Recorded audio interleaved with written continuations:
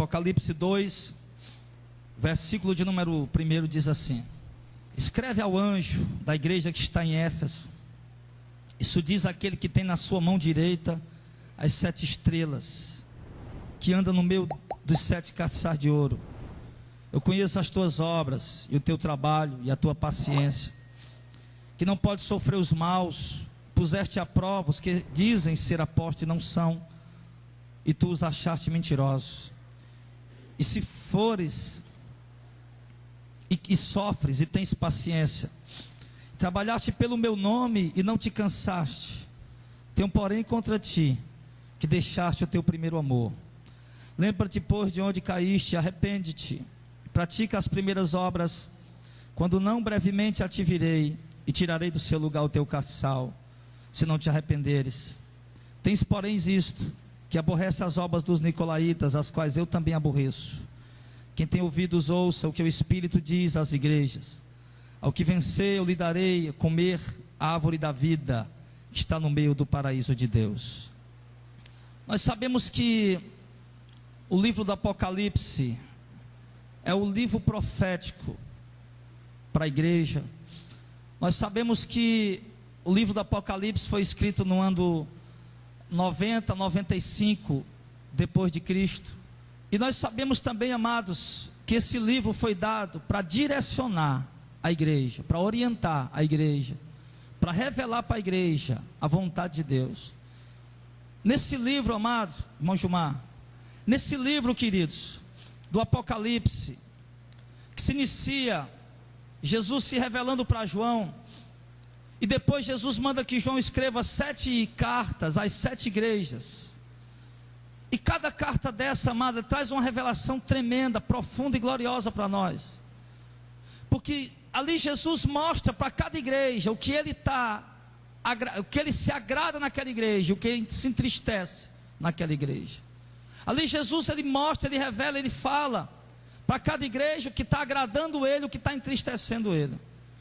E a igreja de Éfeso, amado, é uma carta que nos chama a atenção pelo fato seguinte: a cidade de Éfeso era a maior cidade da Ásia Menor. Ela tinha aproximadamente 500 mil habitantes. Ela era a cidade mais importante da província romana, era a capital do governo romano, lá na província da Ásia.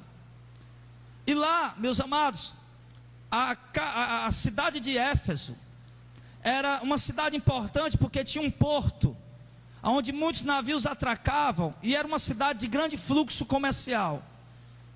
Mas era uma cidade também, amados, que era uma cidade que havia se tornado um santuário religioso. Eu não sei se os irmãos lembram, lá em Atos dos Apóstolos, quando Paulo está em Éfeso pregando a palavra, a Bíblia diz que aquele lugar, ele era um centro de adoração a deusa, a uma deusa. E aquele lugar, meus irmãos, na cidade de Éfeso, haviam construído um grande templo a essa deusa chamada Diana. E era um centro também de, como é que diz quando os estrangeiros vêm para cá? Turismo, né? Era um lugar de turismo religioso como Canindé. Milhões de pessoas de toda a Ásia, de todo o mundo, visitavam aquela província, aquela cidade, Éfeso, porque queriam ir até o santuário da deusa chamada Diana, queriam adorar aquela deusa, queriam prestar algum culto a ela. E era uma cidade, meu irmão, totalmente entregue à idolatria e totalmente distante mesmo do conhecimento do Deus verdadeiro. E ali, meu irmão, ali nasce uma igreja. O apóstolo Paulo, pela primeira vez, passa alguns meses. Depois Paulo vem para continuar a obra missionária, e ele passa 3 anos na cidade de Éfeso. E ali nasce uma igreja. Ali inicia-se, estabelece uma igreja de Cristo, uma igreja cristã. E ali naquele cenário que eu falei para você agora, um cenário totalmente idólatra, um cenário totalmente religioso, e uma religião, meu irmão, até violenta, que não aceitava que as pessoas se levantassem contra a religião deles, Não aceitava se pregar uma outra doutrina, um outro ensinamento, uma outra religião que não fosse aquela religião deles. Não aceitava-se, meu irmão, que se anunciasse a Cristo, porque o Deus a ser adorado ali, meu irmão, era exatamente a deusa Diana. E ali tem uma igreja dentro desse cenário, no meio desse povo, meu irmão. Uma igreja que está passando angústia, uma igreja que está passando aflição, uma igreja que está sendo perseguida, uma igreja, meu irmão, que muitas vezes precisa cultuar a Deus escondido, precisa se esconder para cultuar a Deus. E ali os irmãos estão sendo muito oprimidos, estão sendo massacrados e perseguidos.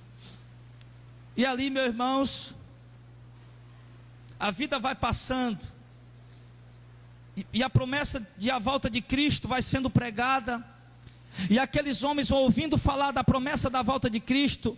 E quando aquela igreja ouve falar da volta de Cristo, eles se consolam, eles se confortam, eles se alegram por um tempo. Mas o tempo passa, e Cristo não volta, e as lutas continuam, os desejos da carne vão florando, as batalhas vão surgindo, os levantes, os inimigos, as adversidades, os problemas. E agora, meu irmão, com muitos anos de igreja naquele lugar, o Senhor Jesus revela algo que está acontecendo naquela igreja. Eu quero que você preste muita atenção, porque pode ser o que está acontecendo com a tua vida. Primeiro Jesus diz a João: escreva a igreja que está em Éfeso, e diz para ela, quem está falando é aquele que tem as 7 estrelas na mão. As 7 estrelas representam os 7 mensageiros. É aquele que anda no meio dos 7 candeeiros. Os candeeiros, como nós sabemos em Apocalipse capítulo 1, que os 7 candeeiros representam as 7 igrejas. Jesus está dizendo para a igreja de Éfeso: olha, quem está falando isso aqui é aquele que anda no meio de vocês e vocês nem percebem. É aquele que anda no meio dos 7 candeeiros, no meio da igreja, no meio das 7 igrejas, que está andando no meio da igreja, e vocês nem sabem que eu estou andando no meio da igreja. E Jesus disse: eu estou andando no meio da igreja, e eu conheço as obras de vocês. Eu quero lhe dizer, meu querido, que Jesus nunca deixou e nunca vai deixar de andar no meio dos 7 candeeiros, ou seja, de andar no meio da igreja. Jesus diariamente, meu irmão, ele está andando no meio da igreja. Agora, o que é andar no meio da igreja? Já que Jesus todo dia está vindo aqui passear dentro desse templo, é isso que você acha? Não, porque para começar, isso aqui não é a igreja, isso aqui é o templo. O Senhor disse que anda no meio da igreja. Ele está dizendo que Ele visita cada um de nós todo dia, que Ele vê quando você levanta de manhã, pega o ônibus e vai para o trabalho. Jesus te visita todo dia, anda no teu meio, igreja.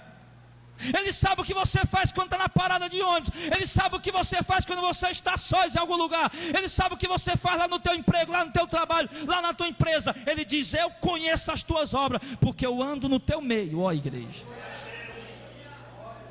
Isso eu quero que você entenda essa noite, que não há nenhum de nós aqui, meu amado, que Jesus não conheça a obra, que Jesus não conheça a vida, que Jesus não conheça a atitude. Cada mover dos nossos músculos, cada gota de suor, Ele conhece, Ele conta, Ele mede, Ele pesa, Ele sabe tudo que nós fazemos.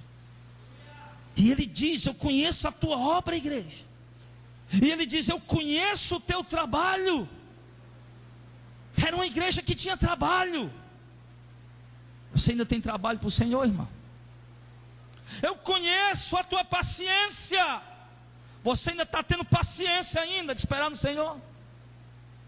Eu conheço, aliás, e que não pode sofrer os homens maus. Ou seja, tu não suporta, tu não aguenta em ver a maldade. Será que nós, meu irmão, ainda estamos assim? Ou será que nós já estamos com o coração mau também, igual ao mundo? Ele está dizendo que conhece. E ele diz mais: eu sei que tu puseste à prova, verso 2, no final do verso 2, tu puseste à prova os que se dizem ser apóstolo e não são, mas tu os achaste mentirosos. Olha como isso aqui é interessante. A igreja de Éfeso, chegava um camarada lá dizendo: eu sou apóstolo, eu sou profeta. Chegava um camarada lá dizendo: eu sou pastor, eu sou homem de Deus, eu sou enviado de Deus. Aí eles olhavam: aí é? Pois tá bom, tudo bem, vamos ver se você é mesmo. E a Bíblia diz que eles colocavam à prova os homens que se diziam ser homens de Deus.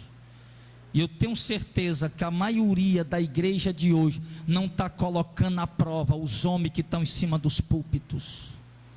A maioria da igreja de hoje não está colocando à prova os ministérios, as igrejas. Todo mundo que cai por aí dizendo eu sou homem de Deus, opa, é um homem de Deus, se abraça logo de uma vez. Todo mundo que aparece por aí dizendo que é profeta, dizendo que é apóstolo, dizendo que é servo de Deus, você já abraça logo dizendo que é e achando que é. O texto está dizendo que a igreja de Éfeso colocava à prova os que se diziam ser apóstolos. E um detalhe, tinha descoberto que eles eram mentirosos e não era apóstolo coisa nenhuma. Será, amados, que se nós for colocar à prova os pastores de hoje, a liderança evangélica de hoje, será que nós vamos realmente encontrar que todos são homens de Deus? Eles colocaram à prova e descobriram que eles eram mentirosos, que eles não eram homem de Deus coisa nenhuma, que eles não eram servo de Deus coisa nenhuma. Talvez estava lá interessado no dinheiro do povo. Não eram apóstolos, não eram homens de Deus, não eram profetas, não eram servos do Senhor. Eram apenas homens querendo se passar por isso. E isso, colocar à prova os que se dizem apóstolos, mas não são, isso agradou a Jesus.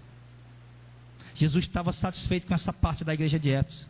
Eu sei que vocês têm colocado à prova os que se dizem apóstolos, mas não são, e vocês têm descoberto que eles são os mentirosos. Isso estava agradando Jesus.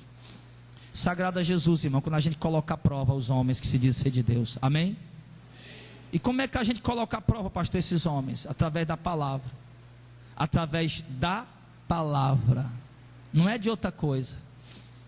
Porque, irmão, falso profeta também anda certinho. Falso profeta também não adultera, não fuma, não bebe. Por quê? Porque ele quer se esforçar ao máximo, se transfigurar ao máximo em ministro de justiça para poder enganar direito o povo.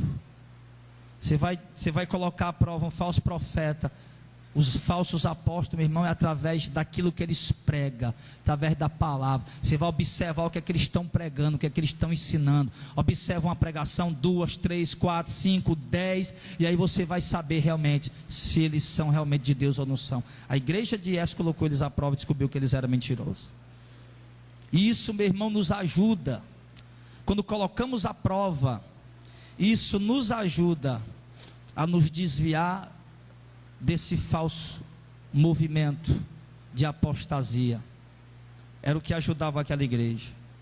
E continua: e sofrestes e tem paciência. Era a igreja que sofria pelo nome do Senhor, e Jesus sabia. E tem paciência e trabalhaste pelo meu nome e não te cansaste. Olha que coisa linda, irmão.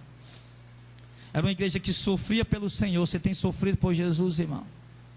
Eu tenho percebido, irmão, que a maioria dos sofrimentos nossos atuais hoje são sofrimentos, irmãos, sofrimentos que nós mesmos causamos por conta de precipitações nossas. Tem alguém sofrendo de alguma coisa, tem alguém atribulado de alguma coisa, angustiado de alguma coisa, perturbado de alguma situação. A maioria das vezes são situações que você mesmo proporcionou para que acontecesse. São situações que você mesmo produziu para que acontecesse. Mas o Senhor está dizendo que aqui havia uma igreja que estava sofrendo por Ele, pelo nome dEle. Havia uma igreja que estava perdendo porque servia a Cristo. Havia uma igreja que estava sendo rejeitada porque servia a Cristo, que obedecia a Cristo. Estava sofrendo pelo nome do Senhor. E tendo paciência, e continuava ainda trabalhando pelo nome do Senhor. Não obstante a situação ser tão difícil naquele país, aqueles homens ainda continuavam trabalhando pelo Senhor e não se cansavam. E alguns de nós trabalhamos, mas já estamos cansados e até pararam. Alguns já perderam a paciência de esperar pelo nome de Jesus.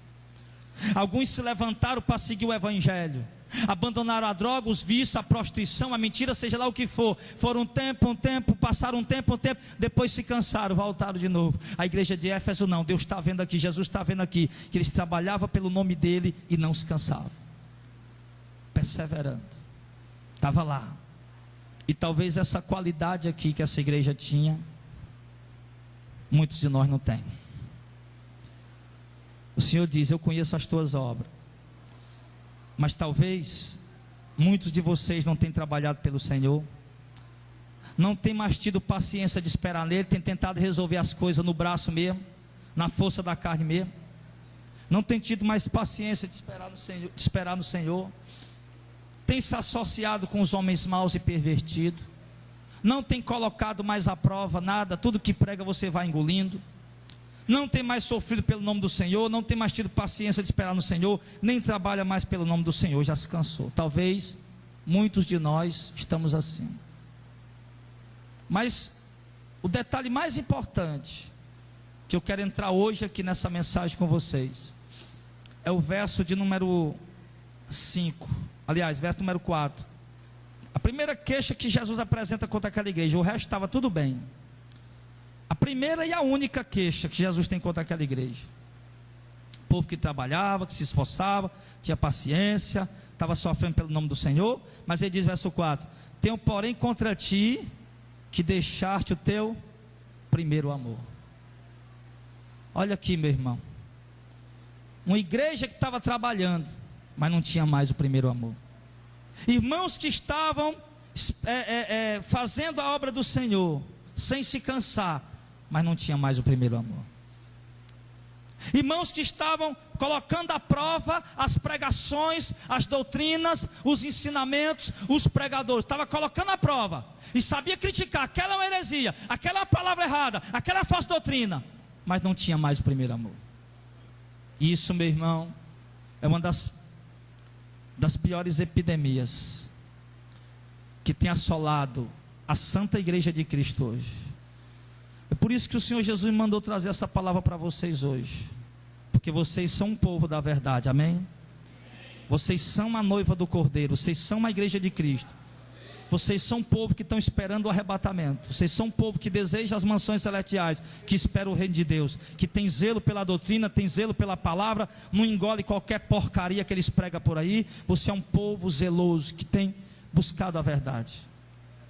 Mas o Senhor nos mandou trazer essa palavra, porque apesar de vocês serem esse povo tão zeloso pela palavra, tão desejoso pela verdade, mas muitos, a maioria, irmãos, por favor, não me ache que eu estou julgando vocês. Está alguém chateado comigo aí não, né? A maioria de vocês, o Senhor está mostrando aqui, que o Senhor tem contra nós, temos deixado o primeiro amor. E sabe chamar os falsos profetas de falso profeta, sabe criticar mesmo os falsos profetas, sim, sabe reconhecer uma doutrina certa, uma doutrina errada, sabe reconhecer a voz de Deus e a voz que não é de Deus, mas o primeiro amor se apagou na sua vida. Amados, isso era uma queixa dolorosa que Jesus tinha por aquela igreja, porque de repente, irmão, aquele culto da igreja de Éfeso havia se tornado um culto vazio, um culto sem amor, um culto apenas com liturgia bonita, com louvor bonito, com os glórias a Deus vazios, porque não havia mais amor no coração da igreja. Um povo que ia ao campo entregar folhete, pregar, falar de Jesus, mas que não tinha mais amor pelo Senhor, estava fazendo porque era acostumado, era o ritual dele. Tinha esfriado no primeiro amor. Um povo que dobrava o joelho agora, mas que buscava a Deus secamente, buscava a Deus apenas com interesses, pedindo coisas materiais e nada mais. Não havia mais um relacionamento de amor com o Senhor. É o que está acontecendo com muitos de nós. Tem um porém contra ti, que deixaste o teu primeiro amor. Hoje, meu irmão, os púlpitos das igrejas estão cheios de homens pregando que não tem mais amor por Deus. E isso se caracteriza em quê? Em que você percebe que esses homens estão tentando promover a si mesmo e não mais o Senhor Jesus. Estão tentando glorificar a si mesmo, buscar honra para si mesmo e não mais para Deus. Nós percebemos hoje nos púlpitos dessa nação, nos púlpitos dessa cidade de Fortaleza, nos púlpitos dessa nação chamada Brasil, é que a maioria dos homens que estão nos ocupando os púlpitos para trazer a mensagem, para conduzir a igreja, presidindo a igreja, são homens que estão buscando glória para si, estão tentando promover o ministério e não mais o reino de Deus, porque não existe mais amor. São homens que fazem da obra de Deus um mercado, que vendem os dons e não tem misericórdia das almas, porque eles acreditam que o CD dele pode ganhar uma vida, e ele não tem coragem de dar para ganhar uma alma. São homens que colocam lanchonete e restaurantes dentro dos templos, e os irmãos que têm condição de comprar, compra e come, e os irmãos pobres que não têm vão embora, e os filhos pedindo vão para casa chorando, porque queriam comer e não podem comer, e eles fazem isso porque não tem mais amor no coração. São homens que exploram vocês, pedindo dízimo, obrigando você a dar dízimo, porque senão você vai para o inferno, obrigando você a dar dízimo, porque senão o devorador vai ter a sua vida. Ele não está preocupado com o devorador na tua vida, não. Ele não está preocupado em você ir no inferno, não. O que ele quer é o seu dinheiro, meu irmão. Eles inventam mil e um envelopes. O envelope rosa, o envelope preto, o envelope azul, o envelope amarelo, e cada um é o voto fulano de tal, o voto beltrano, o voto ciclano, o voto... Isso aqui vai mudar a tua vida, vai ajudar a tua vida. Ele não está preocupado em ajudar a tua vida, em mudar a tua vida. Ele está querendo que você coloque o envelope dentro do dinheiro, e o resto que se dane, meu irmão. Porque não existe mais amor. O amor que tem hoje na maioria da liderança evangélica desse Brasil é amor pelo dinheiro e nada mais. A única coisa que eles veem em vocês quando olham para vocês é um sifão de real. Vocês são explorados dando dízimos e oferta para comprar fazenda. E eles compram fazenda com o dinheiro de vocês. E quando vocês querem ir para lá para um retiro, você tem que alugar a fazenda que você mesmo comprou com o seu dinheiro, porque falta amor. Eles fazem retiro e cobram R$150 por cabeça, e a maioria dos irmãos não pode ir, e os outros vão, se diverte, brinca, curte um retiro carnal que não tem nada a ver com o espiritual, e voltam falando que foi bom. E os outros meninos ali, pobres, que não puderam ir, ficam ali com vergonha, e vendo os outros rindo, falando da festinha que foi boa, e eles ficam ali com vergonha, se sentindo menores porque não conseguiram ir. Isso não é amor, isso é a falta de amor dentro da igreja. Eu tenho contra ti que deixaste teu primeiro amor, e isso está contaminando o povo. Isso está contaminando a igreja. Você já viu, meu irmão, o que é que está dentro da mente do povo hoje? É o seguinte. Olha, eu vou dar um exemplo aqui. Sempre eu falo disso, mas nunca é demais. Enquanto Jesus não voltar, eu vou falar. Quem gostar de ouvir, ouve. Quem não gostar de ouvir, tampa os ouvidos. Mas olha, a igreja está tão contaminada com essa falta de amor, que se aparece um irmão na igreja passando necessidade, como apareceu agora numa igreja, o irmão veio falar comigo, a ideia que deram para ele lá: irmão, compra aí, sei lá, uma Bíblia, um negócio aí, um objeto, manda ele comprar uma coisa, e faz uma rifa, vende a cartelinha R$10, irmãos, olha, o irmão aqui está precisando de ajuda, ele comprou aqui esse objeto aqui, comprou aqui esse celular, tá? Aí os irmãos compram a cartela, R$10 para poder ajudar o irmão. Opa, irmão, está aqui, eu quero uma cartela, vou comprar por amor, irmão, para ajudar. Isso não é amor, meu irmão. Era para a igreja se levantar nessa hora e dizer: ei, meu irmão, precisa você comprar celular para sortear, não. Cada um de nós vamos lhe dar R$10 para lhe ajudar, e você vai resolver seu problema. Isso sim seria amor. Mas o povo que não tem amor está acostumado, meu irmão, só der R$10 para ajudar o irmão, se tiver alguma coisa em troca. O povo está viciado aí, você percebeu já? Se os pastores estão precisando de dinheiro para fazer uma reforma, irmão, vamos vender uma feijoada, R$50 a feijoada para o casal. Não, pastor, preciso de feijoada não, eu dou meus R$50, eu ajudo a obra, não preciso de nada não. Está vendo? Tem um porém contra ti que deixaste teu primeiro amor, irmão. Antigamente a igreja pegava roupa usada e ia dar para os pobres lá dentro de algum lugar.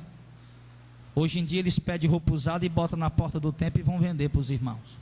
A falta de amor na igreja, meu irmão, é o principal motivo da decadência que a igreja está vivendo hoje.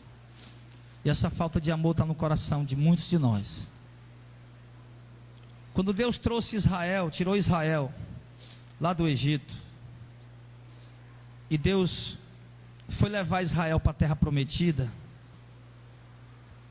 antes de Deus colocar Israel dentro da terra prometida, Deus estabeleceu uma lei de culto, onde nasceu ali a religião judaica. Deus deu a Moisés a lei, lá no Monte Sinai, e a lei falava, numa vertente da lei falava dos sacrifícios, da forma de culto, da forma de adorar a Deus. Deus explica para o povo: olha, vocês me adoram assim, trazem um cordeiro todo dia, sacrifica, Quem não puder trazer um cordeiro, traz uma pombinha. Vocês tragam os dízimos, vocês guardem os sábados. Vocês pegam a criança, o menino macho, quando nascer, com 8 dias, você circuncida ele, que é pegar o pênis da criança e cortar aquela pelezinha da ponta.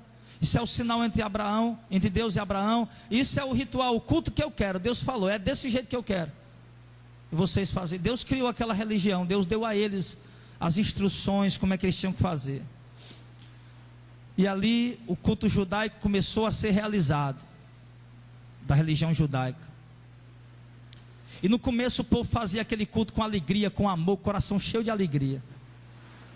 Mas depois, meu irmão, o tempo foi passando e foi se tornando um mero ritual vazio, seco, apenas de derramamento de sangue de animais. E por muitas vezes Deus falou para Israel que não estava interessado com sangue de bode e de touro. Que Deus estava querendo era o coração daquele povo, era o amor daquela igreja. Deus estabeleceu a forma de culto, é verdade, mas Ele não queria ser cultuado de uma forma vazia e mecânica. Deus queria ser adorado em espírito e em verdade. Nós vemos isso lá em Deuteronômio, o 5º livro da Bíblia, no capítulo 6, interessante, quando diz assim, no verso 4, Deuteronômio 6,4: ouve, ó Israel, o Senhor nosso Deus é o único Deus. Amarás, pois, o Senhor teu Deus de todo o teu coração, de toda a tua alma e de todo o tua força. O que é que Deus estava dizendo ali por meio de Moisés? Na lei. Israel, Deus colocou a lei. Deus ensinou como a gente tem que cultuar. Deus ensinou o tipo de sacrifício que tem que fazer. Deus ensinou os rituais de culto, os tipos de música, quem são os que exercem o cargo de música, quem são os que exercem o sacerdócio, o sumo sacerdócio. Deus ensinou tudo direitinho, que hora o levita tem que estar lá no templo, que hora o sacerdote tem que estar lá para acender as lâmpadas, para não deixar a lâmpada se apagar, quantos dias o pão da proposição tem que estar lá no santuário e depois tem que ser trocado, quantas vezes por ano o sumo sacerdote pode entrar no santo lugar. Sim, Deus ensinou a forma de culto, mas Deus está dizendo a Israel que Ele quer ser amado de todo o coração de vocês, com toda a sua alma e com toda a sua força. Deus criou uma religião e Ele pediu àquele povo, seguidor dele: me amem, eu quero ser amado. Eu não quero que vocês venham a mim só na hora dos rituais. É isso que Deus estava dizendo, entende isso? Os levitas não, os sacerdotes. Eu não quero que você entre lá no santuário só na hora de acender a lâmpada, não. Pode ir mais cedo um pouco para falar comigo. Ô judeu, eu quero que você leve um cordeiro para sacrificar, mas não leve só uma vez por ano, não. Leve uma vez por mês ou uma vez por dia, porque a lei mandava uma vez por ano, mas leve uma vez por mês, uma vez por dia. Vá, faça, me ame, faça por amor, rompa, quebre os rituais. Deus estava dizendo para aquela igreja, para aquele povo. Deus estava pedindo ao povo, irmão, para não ir apenas na hora do ritual, que o povo fosse antes também, fosse depois. Deus estava pedindo àquela nação para amar Ele, irmão, para amar Ele. E o Senhor Deus diz que Ele quer ser amado de todo o teu coração, toda a tua alma, de todo o teu poder. Mas tem muita coisa, meu irmão, que o nosso coração está amando mais do que Deus. Toda a nossa alma, Ele fala um amor com o nosso entendimento, com a nossa inteligência, com a nossa sabedoria. Mas a nossa alma, nosso entendimento, nossa inteligência, nossa sabedoria está amando muitas outras coisas, e Deus está ficando em segundo plano. Ele diz que nós temos que amar a Deus com toda a nossa força, com todo o nosso poder, se esforçar para ser fiel a Ele. Mas nós não estamos nos esforçando. Era apenas um ritual seco e vazio. Você quer ver como isso está acontecendo com muitos de nós? Alguns, por exemplo, só pega na Bíblia no dia de vir para o culto, virou apenas um ritual. Alguns, por exemplo, não tem mais orado, já esfriaram e apagaram na vida de oração.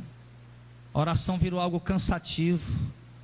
Antes era prazeroso, era feito com amor, com alegria. Meu Deus, eu mal espero a hora de chegar em casa para orar. Hoje não, é aquela coisa cansativa, forçada, sem graça. Você ora 1 minuto, parece que orou 10 horas. Está doido para parar logo de orar, doido para sair logo. Está doido para ir para a televisão, está doido para ir para o shopping, está doido para ir passear. Tomara que essa hora de oração passe logo. Os cultos viraram um ritual vazio para muitos, que vem para o culto, meu irmão, mal espera a hora de terminar para poder ir logo embora, poder ir logo para casa, porque não aguenta mais. Mas se tivesse forró tocando aqui, e um pastor mentindo, profetizando aqui à torta e à direita, aí estava todo mundo satisfeito. Mas como é para ouvir a palavra de Deus, para cantar louvores a Deus verdadeiro, aí o culto fica monótono, não tem graça, não tem prazer, não tem alegria. Tomara que termine logo, eu já cumpri meu ritual da semana. E nós não podemos continuar vivendo assim, amém, amados? Nós temos que ir além desse ritual. Nós temos que ir além. E ele diz, ainda em Deuteronômio, verso 6. Isso é uma lei, é uma ordem para a lei. Mas eu achei muito bonito, eu quero falar para os irmãos aqui hoje. Verso 6, estas palavras te ordeno hoje, estarão no teu coração, de amar a Deus, né? E as intimarás aos teus filhos, e delas falarás assentado na tua casa. Olha aí. Olha, eu estou falando essas palavras. Deus estava dizendo aqui, eu estou falando essas palavras hoje para vocês colocar no coração. E você vai ensinar elas para os teus filhos. Vai falar delas sentado na tua casa, andando pelo caminho, te deitando e te levantando. Deus queria, meu irmão, que o povo deitasse falando da palavra dele, levantasse falando da palavra dele, assentado dentro de casa, ao invés de estar falando outra coisa, o assunto fosse a palavra de Deus. É isso que Deus está querendo de nós, irmão. Hoje a televisão tomou o lugar disso. Hoje a internet tomou o lugar da comunhão com Deus. Hoje o WhatsApp, essas coisinhas aí eletrônicas, tomou o lugar de Deus na vida da igreja. Deus disse, eu quero que vocês falem de mim sentado, deitado, sim, levantando, andando pelo caminho. Eu quero que vocês, também verso 8, também as atará por sinal na tua mão, e te serão por testeira entre os teus olhos, e escreverá nos umbrais das tuas portas. Deus estava dizendo, irmão, que Ele quer ser amado pelo seu povo. Escreve minha palavra nas paredes da tua casa, aonde tu entrar, para onde tu olhar, tu possa estar vendo a minha palavra. É isso que Ele está falando. Pendura ela na tua testa, para que aonde tu for, tu esteja olhando para ela, esteja lembrando dela, esteja vendo ela. Deus queria ser amado na antiga religião e na nova também. Ele diz lá em João capítulo 4, ele fala com aquela mulher samaritana, e diz para aquela mulher no verso 23, mas a hora vem, em que agora é, em que os verdadeiros adoradores adorarão o Pai em espírito e em verdade, porque são esses adoradores que o Pai procura, amém.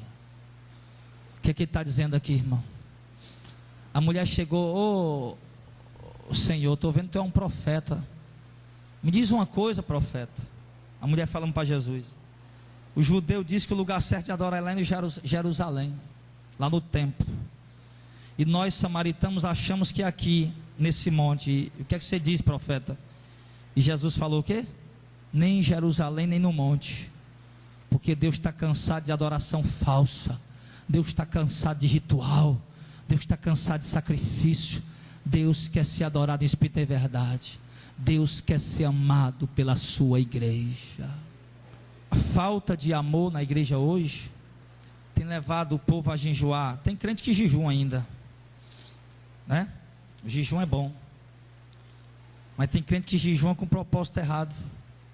Só jejuma por interesses.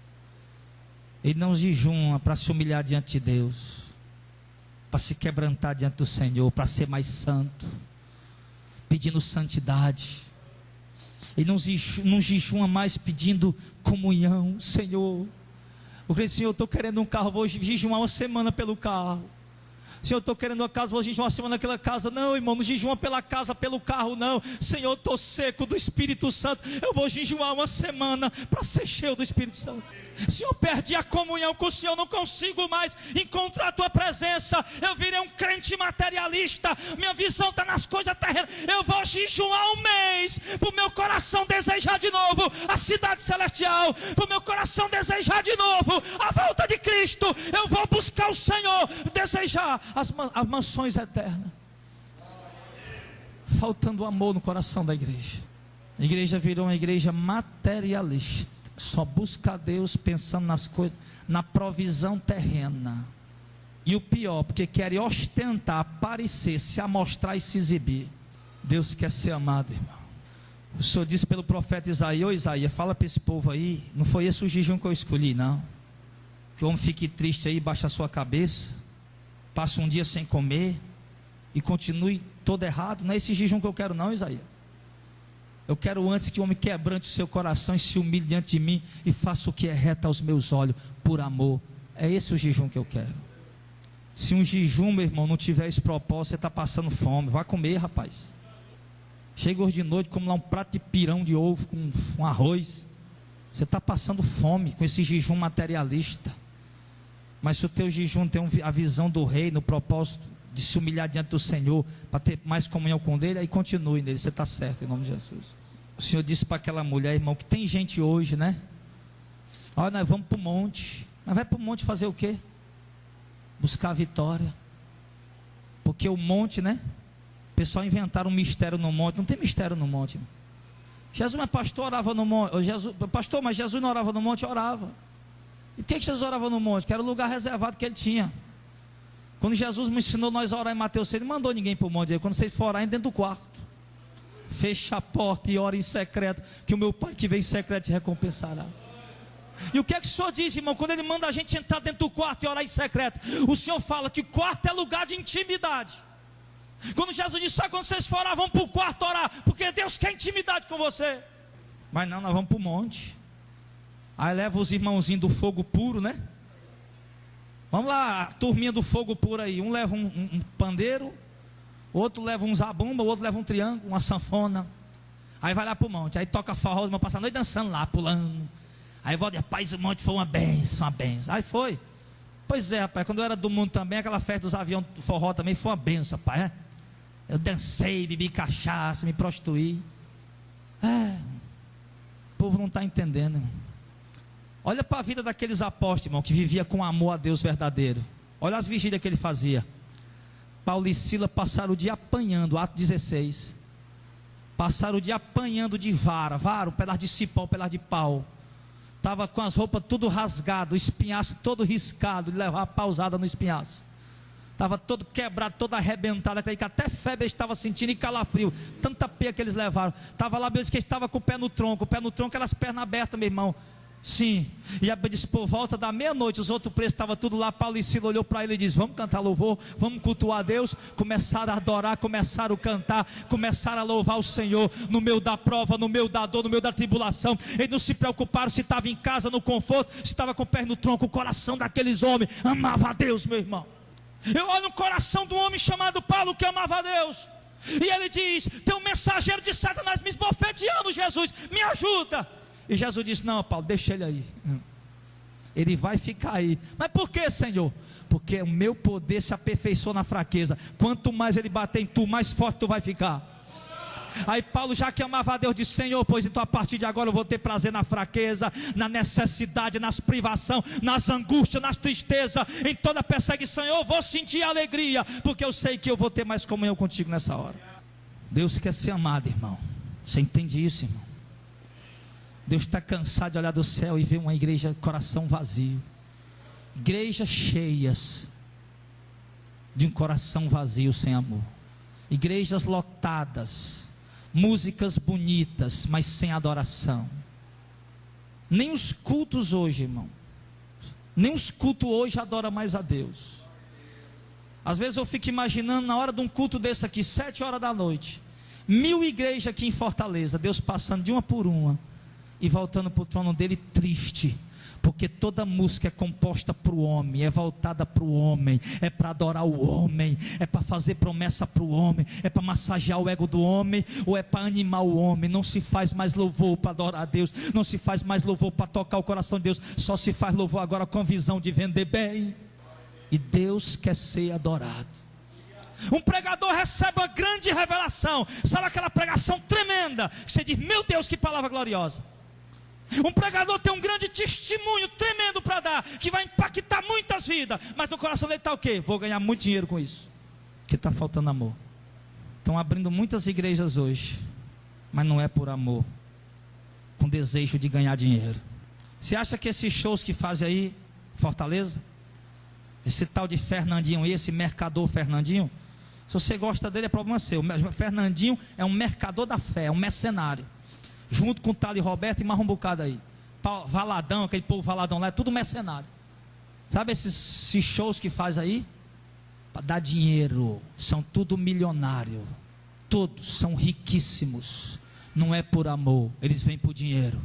Chama um desses pregadores famosos aí, dos Gideões missionários, Paulo, Marcelo, Marco, Feliciano, Adeldo Costa e outros.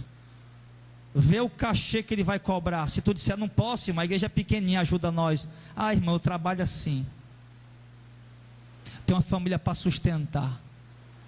Mercenários não fazem a obra de Deus por amor.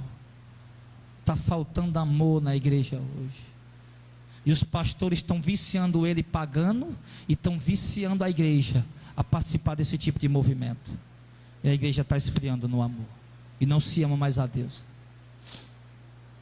Um dia que você vier para um culto para ver o pastor Jadel, você já vem com o propósito errado. Mas você vier para o culto, rapaz, aquele homem está falando a verdade, aquela é a palavra de Deus, eu vou por amor à palavra de Deus. Aí você vem com o propósito certo. A palavra de Deus diz que Deus, Ele está procurando os verdadeiros adoradores, irmão. Os verdadeiros adoradores. No tempo de Noé, Deus encontrou 8, destruiu todo o resto. No tempo de Ló, lá em Sodoma e Gomorra, Deus encontrou 3, destruiu todo o resto. E hoje, agora, quantos adoradores teriam aqui essa noite? Você viu o mal que muitas igrejas estão fazendo com o povo? Propaganda deles? Venha para a igreja, meu irmão, para adorar a Deus, por amor a Deus, é isso? Não. Venha para a igreja para receber sua bênção. Venha para a igreja porque vai mudar a sua situação, sua sorte vai mudar, as coisas vão se resolver. Venha, venha, pode vir, venha. E o povo está lá, não estão lá buscando a Deus, estão lá interessados em Deus. Eu estou aqui, o homem disse aí que eu ia receber uma bênção, eu estou aqui esperando que essa bênção aí que ele vai me entregar. Estão ensinando o povo, irmão, a buscar a Deus com ganância, como se Deus fosse apenas um doador de presentes, como se Jesus tivesse morrido naquela cruz com um monte de presente nas mãos para entregar para o povo. Então, Deus quer ser adorado, e Jesus falou disso também em Marcos 12, a mesma coisa lá de Deuteronômio, Marcos 12, 30, ele diz assim: amarás, o homem perguntou a ele qual era o primeiro mandamento, e Jesus diz: amarás o Senhor teu Deus, todo o teu coração, de toda a tua alma, de todo o teu entendimento, toda a tua força. Esse é o primeiro mandamento, amém. A Bíblia diz, irmão, que se nós dissemos que amamos a Deus e não amamos o nosso irmão, nós somos mentirosos. Mas se nós não estamos amando nem a Deus, quanto mais os nossos irmãos, nós não estamos amando nem a Deus, quanto mais nossos irmãos. Deus quer ser amado. Essa palavra veio, irmão, para dizer para você que nós não estamos amando a Deus como Ele merece ser amado, que nós não estamos honrando a Deus como Ele merece ser honrado. Ah, eu não gosto mais de Deus não, pastor, por quê? Porque eu dei meu dízimo, Deus não multiplicou 10 vezes mais. É, realmente. Quem foi que mandou você dar dízimo? E quem foi que disse que Deus ia lhe dar 10 vezes mais? Mentiram para você? E você ainda ficou com raiva, chateado, foi com Deus? Não. Você devia ter dado, era tudo que você tinha, como fez lá o Barnabé, mas não ter esperado nada em troca. Paulo disse em 1 Coríntios 13, que agora permanece a fé, a esperança e o amor, e desses 3 o maior deles é o amor. E Deus quer para Ele esse amor. Ele quer ser a prioridade na nossa vida.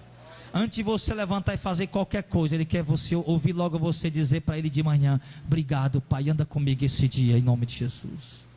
Antes de você tomar qualquer decisão, Ele quer que você vá primeiro aonde Ele está, em oração, e fale com Ele: Pai, eu posso fazer, eu posso comprar, eu posso vender, eu posso realizar.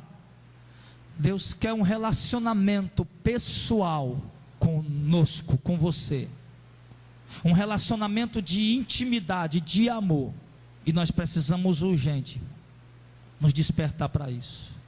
Por um detalhe pequeno, com o qual eu vou fechar essa pregação, porque Paulo disse lá em 2 Timóteo capítulo 4, ele diz: eu já estou sendo oferecido como um sacrifício de libação, e a minha partida está chegando. Eu combati o bom combate, completei a carreira, guardei a fé. E a partir de agora a coroa da justiça está guardada para mim. E não somente para mim, mas também para todos que amarem a vinda do Senhor. O Senhor deixa muito claramente uma mensagem para a igreja, que Ele vai vir buscar um povo que ama a vinda dEle. E se nós não estamos amando o Senhor, muito menos estamos amando a vinda dEle. Vamos parar de fazer as coisas para Deus esperando alguma coisa em troca. Vamos passar o dia inteiro evangelizando, até passando fome lá no centro da cidade, e sede, sem dinheiro para comprar água, mas vamos voltar para casa e achar assim: eu fiz a obra, Senhor, estou merecendo alguma coisa. Não, vamos bater no peito e dizer: sou servo inútil, Senhor, só fiz o que foi mandado, fiz porque te amo. Vamos parar dessas orações interesseiras, irmão. Vamos pedir a Deus uma coisa, a principal que está faltando na nossa vida: amar a Ele. E ser sincero: Senhor, porque Deus conhece teu coração. Senhor, não sinto mais amor por ti. O meu amor se apagou, está ofuscado, não brilha mais. Isso não é pecado você dizer não. Pecado é você omitir isso de Deus. Senhor, meu coração não tem mais amor por ti. Eu não sinto mais aquele calor, aquele fogo que mandei de mim. Restaura, traz de volta, Senhor. Vamos pedir a Deus, irmão, as coisas que são de fato importantes para nós.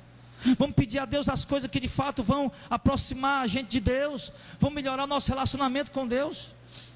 E por amor, vamos renunciar tudo que precisar renunciar. Renunciar a vício, prostituição, mentira, bebedeiras, orgia, falsidade, desonestidade. Vamos renunciar tudo que precisa renunciar por amor a Ele. Senhor, eu gosto muito disso, mas vou abrir mão porque eu te amo mais do que isso. Senhor, eu gosto muito de fazer aquilo, mas eu vou abrir mão porque eu te amo mais do que aquilo. Senhor, tu sabes o quanto eu aprecio isso, o quanto eu aprecio aquilo, o quanto eu gosto disso, o quanto eu gosto daquilo, o quanto eu estou preso nisso, mas eu vou abrir mão, vou renunciar, porque eu quero me achegar mais a Ti. Eu amo o Senhor mais do que qualquer coisa. Vamos viver isso, irmão, amém, pessoal? Vamos viver isso em nome de Jesus. Vamos parar de ser aqueles crentes interesseiros, irmão, que só gostam de ir para o culto se a pregação for de prosperidade. Ah, eu não gostei da pregação não, porque não prometeu prosperidade, riqueza, conquista. Pois então você também não vai gostar de ler o Novo Testamento. Aliás, talvez seja por isso que você não gosta de ler o Novo Testamento, porque também não promete, né? O Novo Testamento também não promete riqueza, a não ser as riquezas eternas no céu. Amados, eu lembro que o Senhor levantou vários profetas em Israel. Levantou Samuel, levantou Elias, Eliseu, levantou Jeremias, Isaías. E alguns desses profetas, Deus deu até poema para Israel, dizendo para Israel: te encontrei numa terra seca, como uma mulher que estava jogada no seu sangue, e eu te amei. Deus dizendo: e eu te amei, eu te tomei para mim, eu te banhei, eu troquei tuas vestes, e eu cuidei de ti, te adornei, e agora tu me abandonou. Deus compôs esse poema para Israel, meu irmão. Mas Deus estava mostrando o amor que Ele tinha por aquela nação. E Deus hoje Ele mostra o amor que Ele tem por nós, como pastor, por Cristo ter morrido na cruz por você, por mim. A Bíblia diz que o amor se manifesta nisso, não que nós tenhamos amado a Ele, mas que Ele nos amou primeiro e deu a sua vida por nós. Mesmo que Deus não fizesse mais nada na minha vida, mesmo que Deus não fizesse mais nada para mim, a morte de Cristo teria sido suficiente para mim amar a Deus com toda a minha força, até o último suspiro da minha vida. Eu acho que foi por isso que quando amarraram, quando colocaram Paulo com as mãos amarradas para trás, e ali com a cabeça naquele tronco ali, perguntaram: Paulo de Tarso, Saulo de Tarso, você nega esse Jesus, você nega o Evangelho? E Saulo disse: não nego. Então o carrasco, pá, decepou a cabeça de Paulo, corpo para um lado, cabeça para o outro, mas morreu amando a Deus, com toda a força, com todo entendimento, até o último fôlego de vida. Quando Jesus está perto de ir para aquela cruz, e Jesus disse: agora está chegando o príncipe desse mundo, e ele nada tem em mim, mas o que vai acontecer é para que todos saibam que eu amo o Pai, eu faço como o Pai me mandou.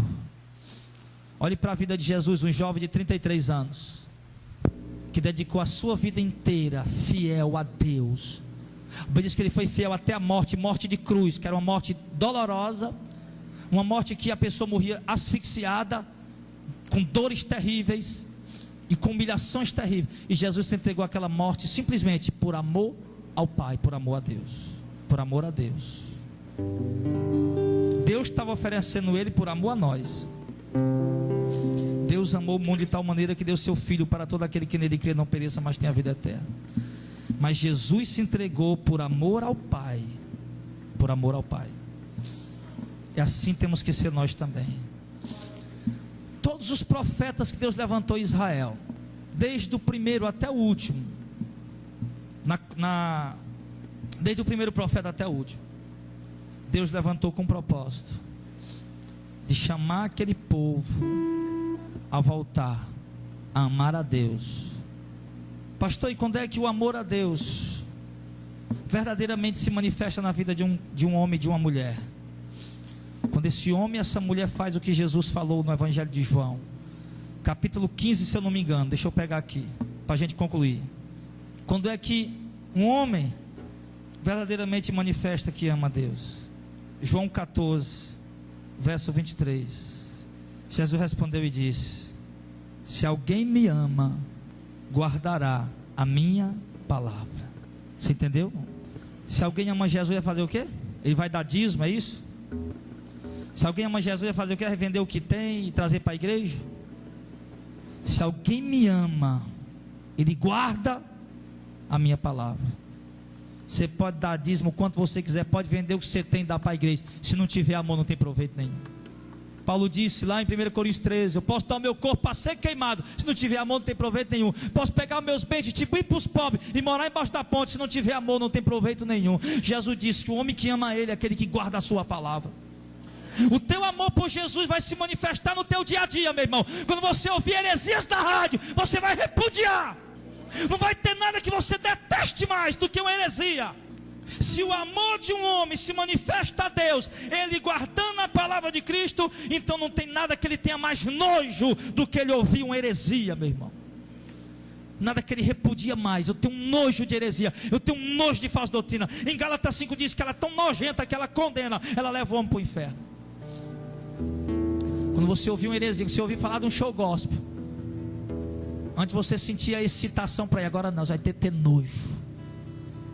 Quando você ouviu falar de um arraial gospel, de uma feijoada gospel, de um pagode gospel, de um forró gospel, você vai ter nojo disso, meu irmão, porque agora você vai guardar a palavra de Jesus.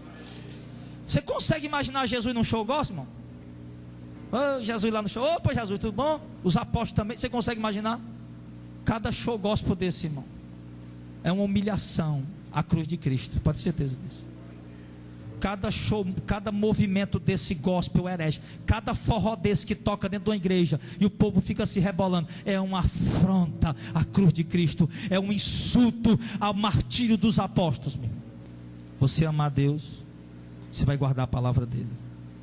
Mas aquele que me ama guarda a minha palavra. Verso 24: e quem não me ama não guarda a minha palavra.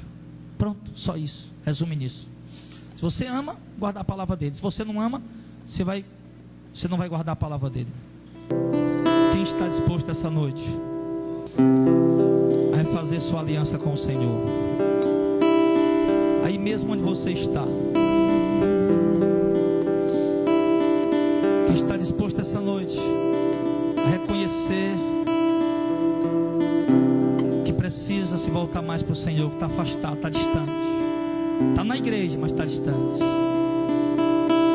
está dentro do templo, mas está distante, está jejuando, mas está distante. Quem nessa noite vai renovar sua aliança com o Senhor? Eu quero renovar. E você, onde você está também aí, peça para Deus, ser sincero: Senhor, passado o tempo, meu amor por Ti foi esfriando. As lutas, as batalhas, isso não era para ter acontecido, mas aconteceu. Agora eu quero voltar ao primeiro amor. Eu quero voltar a Te amar intensamente. Eu quero voltar, Senhor, para o meu lugar de oração. Eu quero ir orar de novo, Senhor, com aquele fogo queimando no meu coração, aquela alegria que eu tinha, Senhor, de estar sós contigo. Melhor momento que eu achava, meu Senhor, é quando eu saía de casa, que eu ia para um lugar estar sós com o Senhor, para conversar contigo. A melhor hora que eu achava é quando a minha família dormia, só para poder eu ficar sós com o Senhor ali, sentado naquele chão frio, Senhor, olhando para o céu, muitas vezes sem palavra para dizer, Senhor, mas só o desejo de estar ali perto de Ti, e o meu coração queimava, se abrasava. Nós queremos isso de novo, Senhor. Traga isso novamente para nós, meu Pai. Quebre nossos corações de pedra, Senhor. Tira toda incredulidade, toda dureza de coração.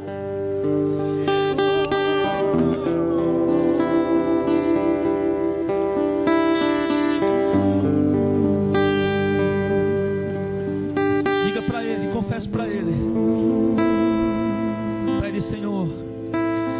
hoje eu percebi que o Senhor conhece minhas obras.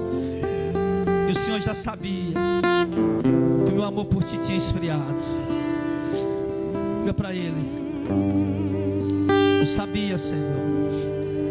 Me tornei um crente carnal, mundano. Eu não busco mais santidade, eu não tenho mais temor do Senhor.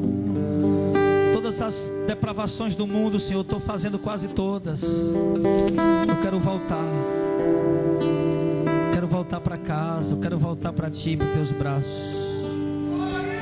Quero voltar aos Teus pés de novo e Te amar. Derramar aquelas lágrimas, Senhor, que eu derramava aos Teus pés. Não porque eu estava triste, não porque eu estava precisando de alguma coisa, mas lágrimas de amor, de estar na Tua presença. Lágrimas de alegria, estar diante do Teu trono. Lágrimas que o Senhor colhia no Teu odre e conhece cada uma delas. Eu quero voltar a ter essa vida de adoração de novo, Senhor.